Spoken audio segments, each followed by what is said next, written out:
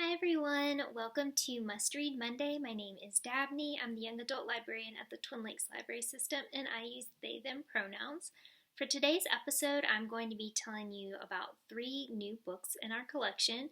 These are books that we ordered in September. And so the next several episodes I'm going to be talking about books that we've had in our September, October, November, and December cards. So our ordering for books is a little bit delayed. So typically we order the end of the month. So September books are ordered at the end of September, and that means, we get them on the shelves in October. And yeah, we just had all of the September books get cataloged, lots of new fiction and lots of nonfiction as well. So check out the list that is going to be with the video notes because there's so much to read. And then the October books just got cataloged right at the end of last week, so they're out there too.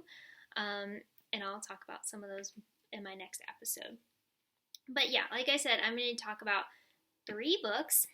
So the first book, I don't have a copy with me because it has been checked out, and that is Fence Striking Distance by Sarah Rees Brennan. And this is like a novel based on the comics by C.S. Pacat, which if you've not read them, we have the graphic novels in our collection, and I personally love them. If you love sports anime, this would be your jam. So the comics are about a high school boys fencing team, and the main character is Nicholas. And so he's kind of like a scrappy newcomer. He doesn't really have any formal training. He's from I would say like a pretty like rough background growing up. Doesn't really have much money. Like he and his mom kind of move around a lot and are usually living in some like not great situations. But he finds out that his father is a very famous fencer, and that kind of like inspires him to learn how to fence. And anyways, he ends up getting a scholarship and going to this private school that has like a really good fencing team. And if you've seen the sports anime, volleyball anime Haikyuu, I really think that Nicholas and Seiji, who are like the 2 main characters in the comic, they remind me a lot of Hinata and Kageyama, so that like dynamic. Anyways, Nicholas and Seiji had like fenced together in a competition, and Nicholas lost, but he kind of decided that Seiji, who's like one of the top fencers, he's decided like he's his rival. And anyways, then he gets to this new school, and guess what? Seiji goes there now, is also like a new student just like him, and they're roommates. So what great tropes. And so this book is about them and kind of, exploring more of like their relationship and like the characters. And it's not really repetitive as far as like what you read in the comics and what you read in the novel. Like the novel is just kind of like a deeper exploration, and like really funny things happen, like pranks and hijinks and lots of fencing and training. So that's kind of one half of the story, and then the other half follows another 2 characters, and my brain just kind of like went away as far as like what their names are. Aiden, who's kind of like the playboy of the team, and Harvard. Gosh, thankfully my brain kicked in. Harvard, he's like the captain of the team, and so they're kind of also like very much opposites. You find out that they've been friends since like childhood, and Harvard's like very steady and reliable. You know, he's the captain, he's the good boy, and Aiden's kind of like the wild child. Like, he's very talented, but not really reliable. And their story, oh my goodness, is really great. You know, on the book it says like fake dating real swords. That's kind of part of the pitch.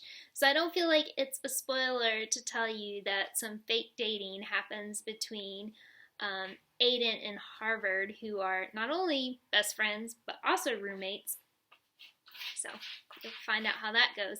So yeah, it was just a really fun book.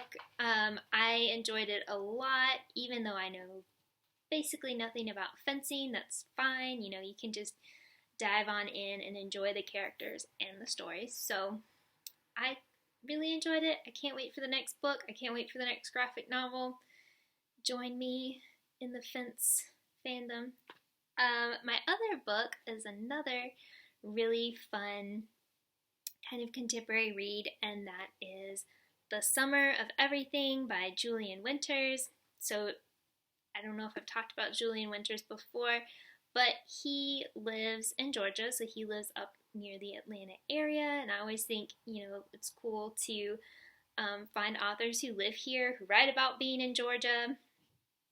And I've actually met him before at like a book convention, and he's just like a really awesome person. So, you know, and I feel like I've read all of his books and they just keep getting better. And you know, this book is like, if you need some joy in your life right now, if you need some happiness, this is the book for you.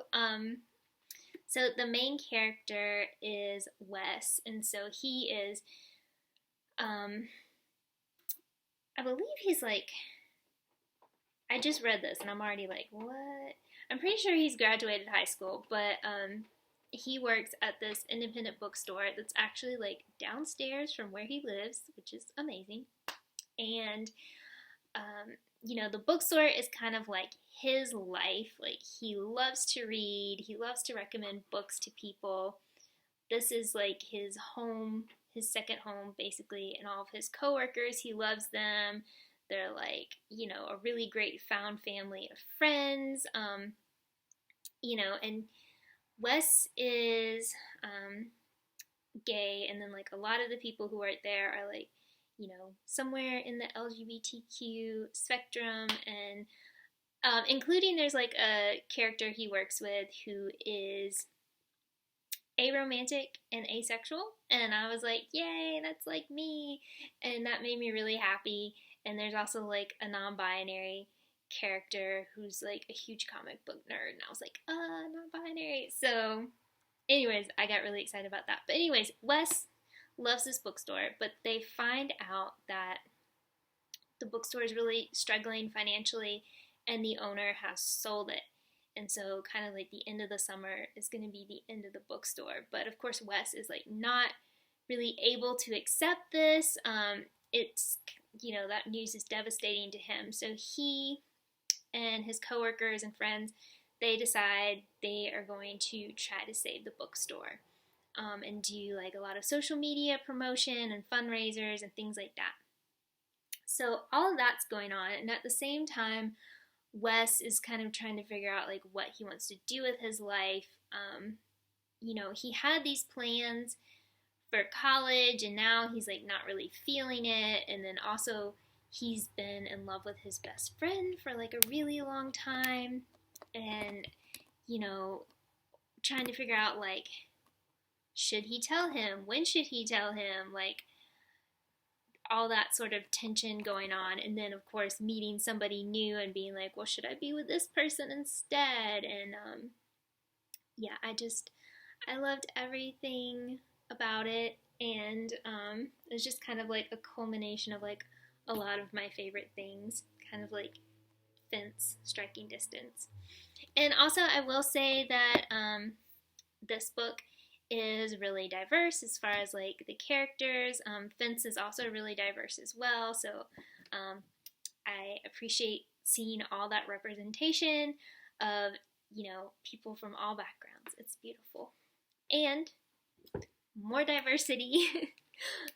Each of Us a Desert by Marco Shiro. So I really, really love Marco Shiro's writing, and they're just like a really cool person. Like if you follow their Instagram and watch some of their videos, pretty much follow all these authors on Instagram. They're amazing.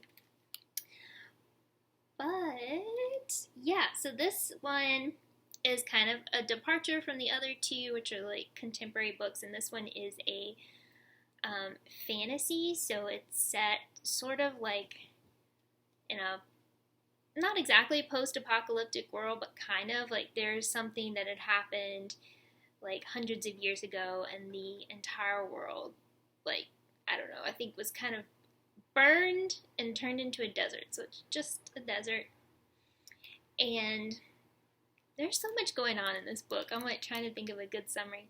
But the main character, Sochil, so she lives in this village in the desert, and they have like this sort of religious tradition that she is able to accept people's like stories of like things they've done wrong. So like they'll tell it to her, she kind of takes them in, and then she goes out in the desert and gives those stories back to the sun, who is like a non-binary deity, which is really cool. And so that's kind of like what's going on with her, and she wasn't really given a choice to become this like story keeper for her village. Like the previous one died and she got the powers, but you know, she's kind of tired of it and she kind of wants a way out. And you know, trouble arrives in her village. Lots and lots of things happen. I'm not going to spoil the story, but she ends up setting off on this quest across the desert to try and find out, is there a way that she can like give up this role that's been placed on her. And yeah, it's just like really cool. You learn so much about the desert, and I would never want to take a trip across the desert. It's intense. There's like fantastical like monsters that you encounter. There's like all kinds of strangeness, and all kinds of wonderful characters and stories that you get to hear from them. A couple things I really liked about it is there's like poetry throughout. So Sochil keeps finding these poems buried in the desert, and they all become like really important to her and to like, you know, her understanding of things. And then also there's lots of Spanish in this book, so you know, if you don't speak Spanish or you don't speak it well, you know, have your phone available so you can translate and follow along. I really liked that, honestly. I liked looking things up, and I was like, it took me back to my Spanish classes days. So yeah, diversity, because pretty much everyone in here is like not white. Everyone's like a person of color, and it was intense. I liked it a lot, and I think everyone who reads this will kind of come away with like a different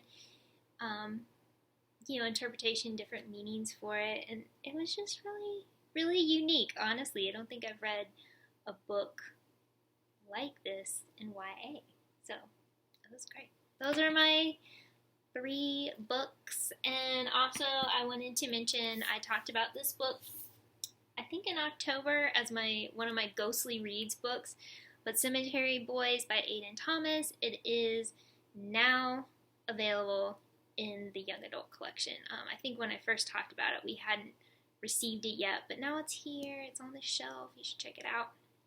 But yeah. Again, check the list to see all the new books we've got, and come on by and get them from us. And yeah, I'll talk to you all next time. Bye.